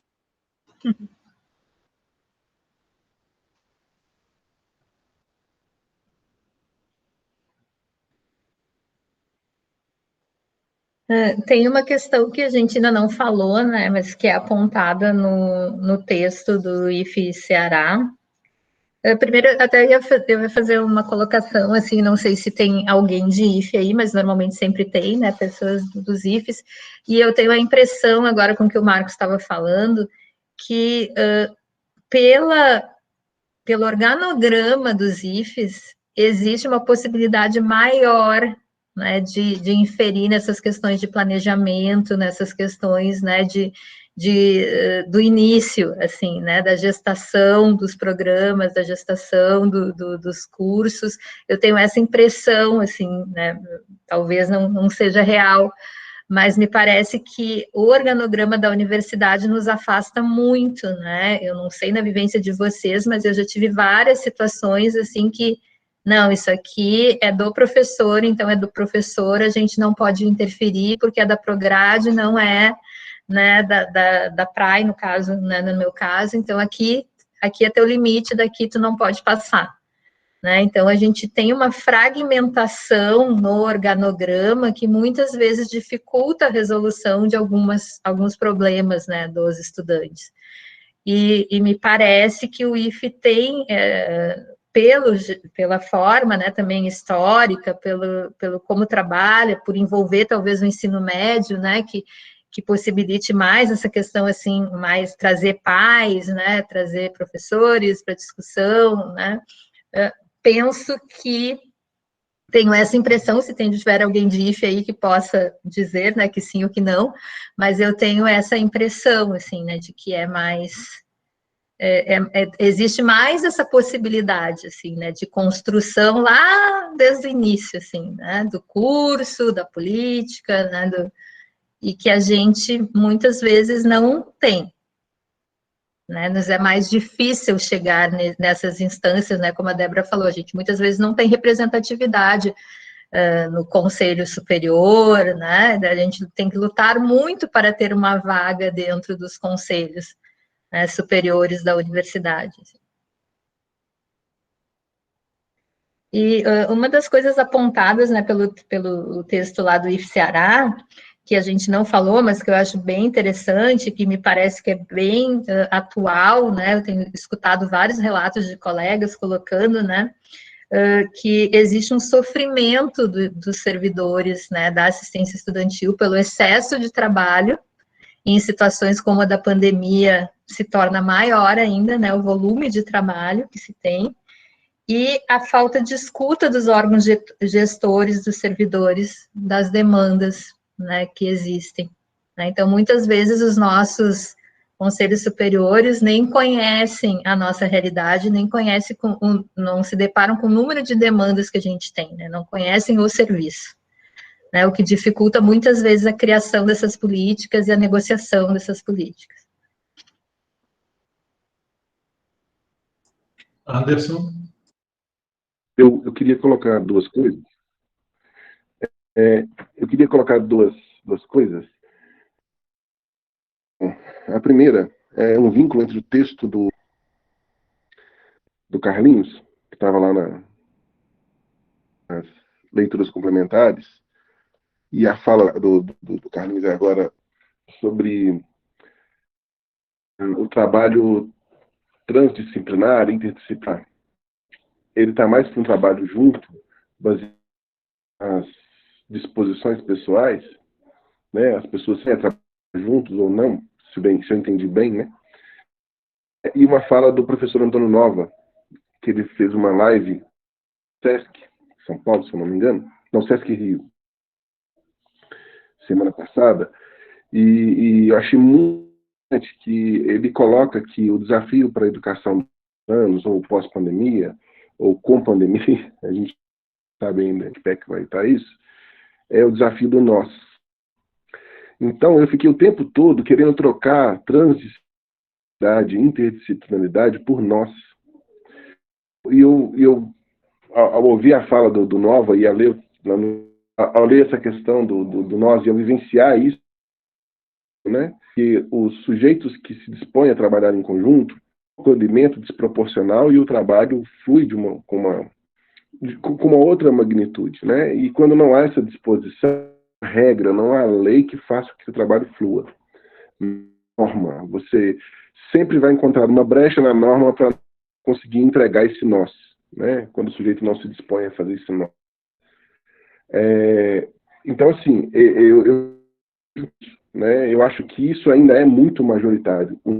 O desejo individual, né, do sujeito de se apoiar, esbarrar o cotovelo, né, e agora o cotovelo é regra, né, então que a gente aprenda a fazer esses, né, pelo cotovelo aí com mais ênfase. Eu acredito muito nisso ainda. Não sei se isso é bom ou se é ruim, porque eu acho que tinha que ter um outro viés.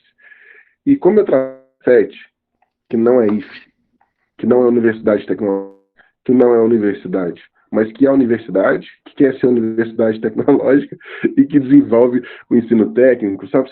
A gente tem quase 1.000 alunos de ensino superior, nós temos alunos de ensino técnico. O ensino técnico tem um que chama ECA. E o ECA pode pôr a gente na cadeia se não atuar. Então, o ECA dá para a gente uma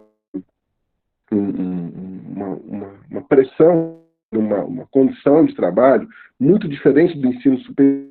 Mesmo tendo o dobro de alunos de ensino na minha instituição, 95% dos meus atendimentos até agora foram no ensino médio. E aí, essa dicotomia da gente que trabalha nesse universo, porque aqui eu atendo, tanto eu quanto eles, a gente atende o ensino médio, os alunos do ensino e a pós-graduação. E o nosso trabalho é muito conectado com os trabalhos dos professores, porque toda situação difícil que aparece, toda ouvidoria que aparece, está o pedagogo enfiado no meio dos processos, né? Orientação a professor, orientação formal, a pedido de coordenação, é constante. Então, assim, pedido de oficina com professores, pedido de oficinas com professores. E aí, pensando na lógica do egresso, nosso grande objetivo, né? Eu penso assim, né? Não só que tipo de egresso, mas o egresso. O egresso é o nosso grande objetivo. Que ele consiga chegar lá na condição de egresso da melhor forma possível, inserindo no mundo enquanto cidadão. Eu não consigo visualizar esse trabalho com o objetivo do PPC, do curso, ou a fonte primeira de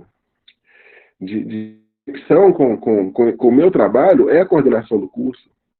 Eu não consigo fazer um trabalho tecnicamente. Nós estamos aqui no Cefet vivenciando essa transição, né, construindo um setor coletivo. A gente não tem setor coletivo do assistente social, do pedagogo, do psicólogo. Começa a ter isso do início do ano para cá, através de uma reforma administrativa que reúne todos num setor só. Eram setores separados, eram coordenações separadas. E hoje, eu vivi durante 6 anos, e hoje eu estou vivenciando essa união. Só de estar, pelo menos para mim, já foi um avanço. O meu trabalho ficou tão mais leve, já ficou tão mais claro, sabe? Só, mesmo que os objetivos ainda nós estamos desenhando juntos, tem ainda uma linha de trabalho focada no egresso, né, repetindo muita coisa do que a gente fazia separado, mas reunião semanal, só de trocar as dificuldades divididas, isso já é um avanço laboral extraordinário. Para mim, estou me sentindo muito mais leve, né? Eu fico pensando o seguinte, a gente ainda está muito solto dentro da instituição. Quando eu consigo conectar a minha ação, a ação de um coordenador de curso, porque se o coordenador de curso está afim de ter e ele e a equipe dele estão ali trabalhando em cima daquele egresso, e eu posso contribuindo nesse processo enquanto pedagogo, a minha então não vai ser só uma intervenção para que os sujeitos continuem na instituição, é que ele consiga avançar dentro daquele curso, que ele consiga absorver o que o curso está proporcionando. E eu vejo assim, as instituições mistas, eu fico bem, apesar de que para um pouco melhor, porque a gente consegue ter acesso ao coordenador da pessoa por causa do ECA e das pessoas. Se o aluno some 5 dias, por lei, eu tenho que informar o conselho tutelar. Eu não, né? A direção da escola, mas isso é feito.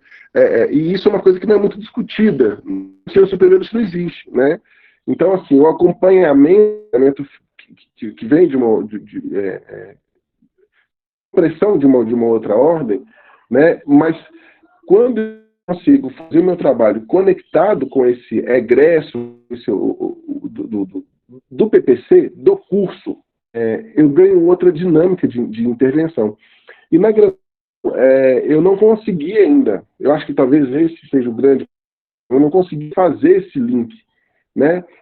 Por isso que eu vou buscar, e eu acho que esse grupo está sendo fantástico, a ideia de permanência, assistência estudantil, porque assim, eu não consigo visualizar esse universo longe desse perfil do egresso que está lá dentro da coordenação do curso. Essa distância, que a gente acabou de falar antes da minha fala, essa distância do nosso setor com essa coordenação de curso, eu acho que ela é assim, ela é um ponto-chave. Precisa romper essa distância, porque é lá que está o egresso, né, ajudar a trabalhar. Isso do ponto de vista do pedagogo que eu imagino que eu sou. Eu não sei se foi um desabafo, se foi um comentário, ou se foi uma junção de coisas que eu coloquei aqui, mas eu vejo muito dessa, principalmente numa instituição mista, sabe, assim, onde atuar junto com a coordenação de curso, para a gente, pelo menos, é fundamental. É fundamental. Anderson, acho que tu respondeu um pouquinho da minha pergunta, assim, que é exatamente esse movimento que eu acho que é diferente, né, que tem esse diferencial nos IFES, né, essas possibilidades diferentes, né? E aí, quando tu estava falando dessa questão, né, do ECA, tá, que a gente não passa por isso, mas a gente passa por outras situações constrangedoras de, por exemplo, pais querendo saber se os filhos da universidade estão assistindo a aula ou não, né? E a gente tem que reafirmar, hoje aconteceu várias vezes de ter que repetir, né? Olha, eles são maiores de idade, a gente não pode dar essa informação, né? Então, a gente passa por outras situações também constrangedoras nesse sentido, assim, de pais superprotetores, né, que mandaram o filho para outro estado, né, que o SISU proporcionou isso, né, e eu tenho lido alguns textos que falam dessa questão, assim, de como o SISU modificou, né, a nossa clientela e como aumentou a demanda, né, do serviço de assistência estudantil, porque, enfim, né, a pessoa está vindo, né, às vezes sem recursos econômicos, sem nenhum apoio emocional, né, vai para uma cidade estranha, às vezes um estado que ela não conhece, né, então tem todo um contexto, assim, que aumenta muito a nossa demanda, né, de coisas, às vezes, super simples, assim, como já me aconteceu de ter que ensinar estudantes a se vestirem, porque eram pessoas do Nordeste e do Norte que vieram para o Rio Grande do Sul, nunca passaram por um inverno, e não sabiam como se vestir, né? Estavam passando frio, estavam ficando doentes, né? E a gente, na assistência, teve que dar esse apoio, né? Ensinar, né? Uma vez chegou um menino do norte, assim, com uma camiseta de física e uma japona. E a japona, a gente tinha feito uma campanha, né, e tinha conseguido para ele uma japona bem quentinha, e aí disse, hoje tu não tá com frio? Não, ainda tô. Tá, mas o que tu tem aí embaixo? Só uma camiseta de física dele, mas minha gente, aqui, olha aqui nós, né, com 3, 4 camisas. Mas a gente pode botar um em cima do outro, a gente deve, né, então assim 10 graus, né, uma situação de 10 graus, e a pessoa não sabia, né, se vestir, essas coisas que só acontecem, casaco, Michele, casaco bem quentinho. Então, assim, são coisas que a gente tem que lidar, que a gente não imagina, né, que vai acontecer, né? A gente está acostumado com frio. Exatamente, a Vanessa também está falando, né? Às vezes coloca um blusão de lã sem nada por baixo. Então, até isso, assim, que é uma coisa assim que tu nunca ia pensar que ia ter que fazer, né? Com um estudante, né? Maior de idade, mas às vezes, né? Passa por essas situações. E já aproveitando falando da minha experiência, né, que eu fiz, eu sou do norte, né, eu sou de Belém, e transitei aí Brasília e Campinas, né, Campinas principalmente, que é mais frio que Brasília, né, não é nem tanto não saber como se vestir, né, mas é principalmente a cultura, né, a cultura que você vivencia ali no seu dia a dia, que implica também outra forma de se vestir, de se relacionar com o ambiente, né. Então, às vezes, até a gente sabe como se vestir, né? Mas aí a gente não tem, a gente não está adaptado muitas vezes a essa cultura, né? A gente acaba tendo um contato assim muito imediato, né? Se surpreende e é uma coisa de compreensão, né? Cultural.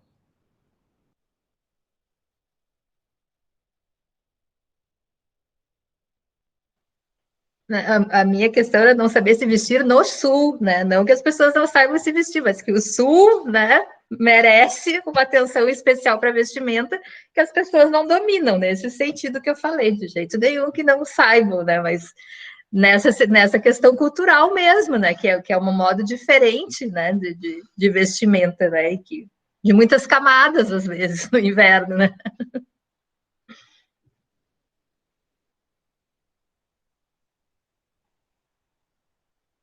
A Débora levantou a mão, acho que pode falar, Débora. Eu gostaria de retomar uma questão que a Cidinha, acho que a Cidinha falou, Cidinha Duarte, que é a questão do poder.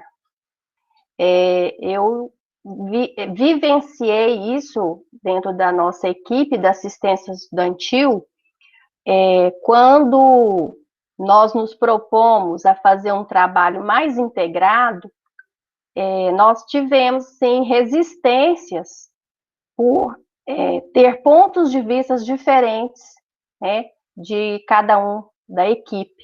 Então, por exemplo, quando eu li um dos artigos, agora eu não me lembro qual, que fala que a nossa participação dentro da assistência estudantil, ela vai além daquela função que nós exercemos, assim, enquanto fomos nomeados e lotados numa pró-reitoria, e por entendermos o trabalho da assistência estudantil como um trabalho interdisciplinar, multiprofissional, nós nos colocamos à disposição para pensar juntos sobre uma questão única.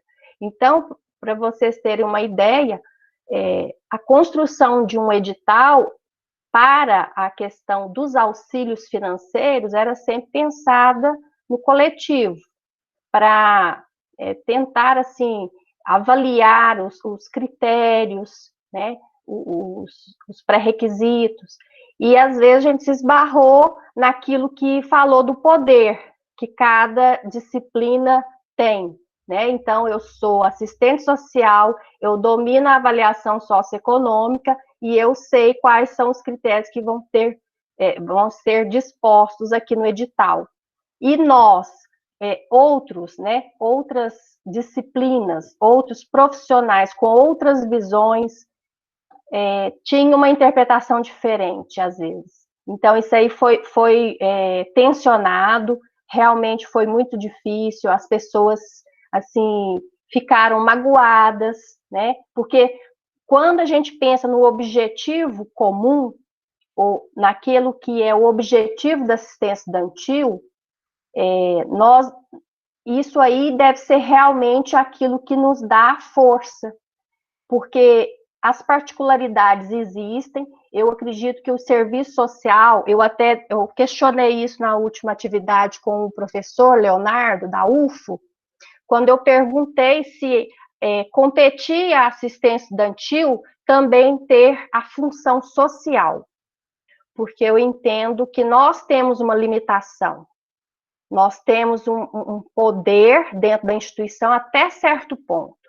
Aí, a partir do momento que extrapola os muros da instituição, aí nós podemos encaminhar esses estudantes para vamos dizer assim, os equipamentos sociais que existem na cidade, né? Porque nós não conseguimos resolver os problemas sociais dos estudantes, mas ele falou que precisa amadurecer, eu falei, né, precisamos amadurecer mais essa ideia, essa discussão ela é longa, porque realmente essa tomada de consciência como assistência estudantil ser um direito, uma questão de cidadania, muitas vezes ela extrapola, sim, só a questão do auxílio financeiro. Mas as equipes têm que saber que elas têm as suas limitações e até onde que ela pode ir. Eu posso ir até um certo ponto, depois depende muitas vezes do aluno tomar, porque como você diz, nós da universidade, nós trabalhamos com estudantes que já são, a maioria já são maior de idade, e nós não podemos pegar na mão e levar, ou tentar resolver os problemas dele, né? Nós podemos orientá-lo, indicar onde que ele pode encontrar as redes de apoio, mas tem um limite, tudo tem um limite, mas só para exemplificar que essa questão do poder, né, de quem que começou, né, todo o processo do trabalho, com a chegada de novos profissionais, com outros pontos de vista, às vezes ele é tensionado, mas eu vejo que aí compete o papel do gestor da assistência estudantil, coloquei aí também que eu acho que é fundamental, que se o gestor tem uma visão coletiva, ele consegue, né, congregar todos para esse objetivo em comum. Mas se fica um trabalho sempre fragmentado, vai continuar sendo sempre fragmentado. Então, a formação de quem assume a gestão da assistência estudantil, a meu ver, é mais importante, às vezes, do que a dos servidores em si, porque nós somos, muitas vezes, permanentes, e os gestores, eles são provisórios, porque eles são indicados pelo reitor. Isso também não quer dizer que nós não podemos solicitar uma mudança de lotação, Mas, geralmente, nós somos mais permanentes, assim, nós ficamos mais... Se a gente se identifica com o trabalho, não é por causa dos reveses que nós vamos sair do local onde nós estamos atuando. Mas eu acho que é uma coisa que tem que ser pensada, né? A questão do poder, a questão de pontos de vista diferentes, que com o aumento das equipes, isso vai acontecer naturalmente, e temos que chegar num consenso, né? Nós somos adultos, somos maiores de idade e devemos aprender. Mas eu acho que fica clara aí a questão da maturidade. Nem todos estão no mesmo nível de maturidade, seja profissional, pessoal, e isso interfere realmente no nosso trabalho coletivo. Obrigada. Excelente, Débora, adorei tua fala, concordo muito, assim, e a gente tem uma outra, do ponto de vista da psicologia, a gente tem uma outra demanda, né, que chama saúde mental, que também a gente, né, fica se perguntando, assim, quais são os nossos limites, né, o que é saúde e o que é educação, né, até onde eu posso ir dentro da educação, e muitas vezes a gente precisa extrapolar pelo estudante, né, porque tem que resolver aquela situação, a gente acaba extrapolando, né, eu já tive algumas situações que eu me vi, né, num papel que não era meu, mas que eu tive que fazer, porque senão, né, o estudante estaria totalmente abandonado naquela situação. Então, a saúde mental também vem trazendo, assim, muita discussão, o pessoal da psicologia vem trabalhando muito nessa perspectiva, assim, deste limite, né, e do apoio institucional, né, dos protocolos institucionais para a gente ter segurança do que a gente pode fazer, onde é que está esse nosso limite que a gente não, muitas vezes não tem, e a própria instituição nos cobra, né, atividades que não nos competem pela situação, pela gravidade da situação, pela emergência da situação, a gente acaba tendo que fazer atividades que não nos competem como assistente estudantil. Eu acho que a maioria de nós já viveram situações assim, né?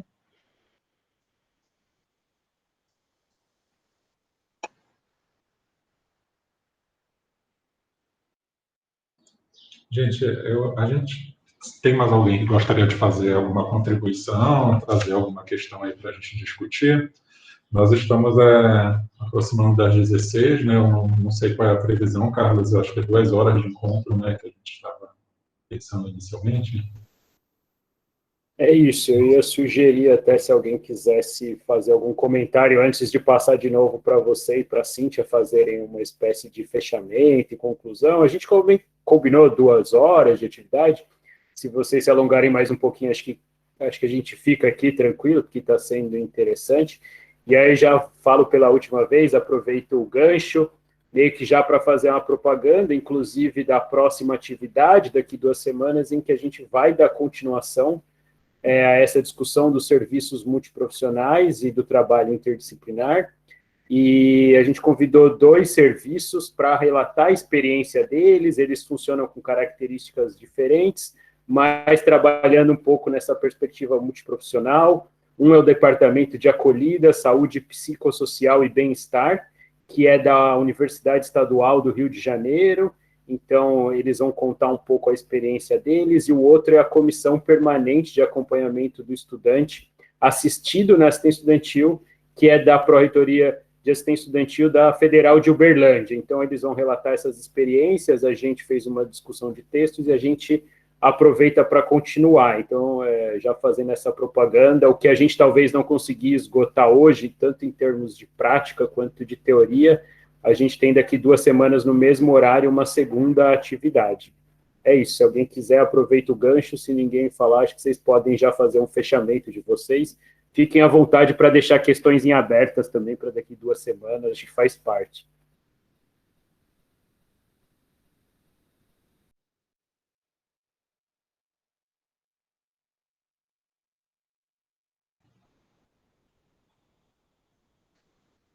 Acho que fechamos, então, né? Acho que não tem nenhuma mão, nem chat. Então, em primeiro lugar, eu quero agradecer o convite, né? Acho que é um exercício muito interessante, assim, gostei muito, né, de, a começo de conversa, já fazer, né, um trabalho interdisciplinar com Marcos, né, ter uma discussão com ele foi muito profícuo, assim, foi muito bom, né, os nossos encontros de planejamento. Eu espero, né, ter cumprido o objetivo, né, dessa atividade, que era a gente trazer um pouco, né, do que tem nos textos, mas mais, assim, a gente, desde o início, falou, assim, que o mais interessante seria essa troca, seria ouvir as pessoas, seria, né, conhecer mais do serviço de cada um e refletir, né, sobre as nossas realidades aqui, e espero, então, ter contribuído com isso, né, penso que realmente, assim, a gente precisa, pelo que eu tenho pesquisado, pelo que eu tenho visto, a gente tem muitos artigos já hoje de realidades específicas, de estudos de caso, né, então a gente precisa realmente ampliar mais isso de várias formas, né, acho que o grupo é uma das formas bem efetivas da gente fazer isso, da gente fazer essas discussões, da gente se tornar mais interdisciplinares, da gente conseguir discutir e refletir, né, sobre a nossa prática, de ter informações, de ter troca de experiências, acho que isso é fundamental, né, para toda assistência estudantil, e que quem vai se beneficiar certamente, né, são os nossos estudantes, que são o nosso público-alvo, né, então sempre acho que o nosso norte está lá, né, e que a gente tenta fazer o melhor possível para chegar, né, a eles com um serviço de qualidade, e espero também, né, poder contribuir, né, mais futuramente, assim, com a ajuda de vocês, né, nessa coisa, assim, mais global, assim, mais, assim, de todas as universidades, entender melhor essa realidade, que eu acho que é um primeiro passo bem importante para a gente entrar nessas discussões, né, que a Débora falou, nessas questões de poder, né, que a Cidinha também falou, que são extremamente importantes para a gente aprimorar, né, os nossos serviços. E é isso. Daqui 2 semanas estamos aqui de novo, discutindo mais uma vez, né, e nos aprofundando e melhorando. Obrigada por todos que estão aqui, né, estou sempre à disposição também, lá no grupo tem o meu WhatsApp, né, se alguém precisar, se alguém tiver alguma dúvida, quiser discutir alguma coisa, estou disponível. Muito obrigada. Perfeito, reforço aí os agradecimentos, né? Eu acho que foi um trabalho interessantíssimo que a gente fez. A nossa intenção era facilitar mesmo a discussão dos textos, mas a gente acabou aprendendo muito antes da discussão, né? Então a gente vamos sentar, vamos conversar, e a gente foi trocando, já foi me dando uns spoilers aí. Eu conheci a pesquisa, eu conheci melhor a pesquisa dela, né? Eu até faço aí a propaganda também, né? Mobilizem as equipes de vocês para que participem da pesquisa, que é muito interessante, porque a gente vai respondendo e vai refletindo também sobre diversas questões aí que envolvem justamente esse tema que a gente trouxe, né? Que a gente está mediando hoje. Então, eu agradeço aí mais uma vez e aí até o próximo encontro.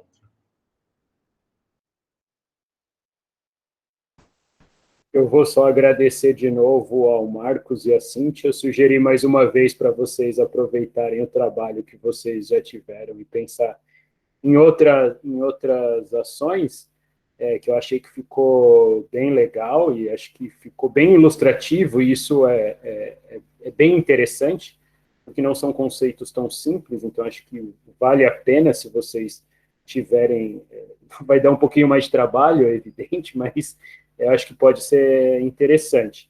E queria também fazer um convite, em junho a gente vai ter outra atividade desse tipo, de discussão de textos, o tema vai ser tutoria e mentoria, então se tiver alguém que se dispõe a fazer esse trabalho que o Marcos e a Cíntia fizeram hoje, de facilitar, de fazer uma prévia leitura e trazer algumas questões, eu vou falar, entre em contato comigo, que a gente vai pensando nas atividades. Se é só em junho, está longe, a gente ainda tem a próxima atividade, mas só para já fazer um convite aberto aqui, porque eu fiz o convite para eles informalmente, mas acho que a ideia é que quem tiver a fim de participar, participe também das próximas atividades. Era isso, e agradecer aí, que eu acho que ficou muito bom, e a maneira que vocês fizeram, acho que a dinâmica foi legal de trazer questões, etc., acho que ficou bem interessante.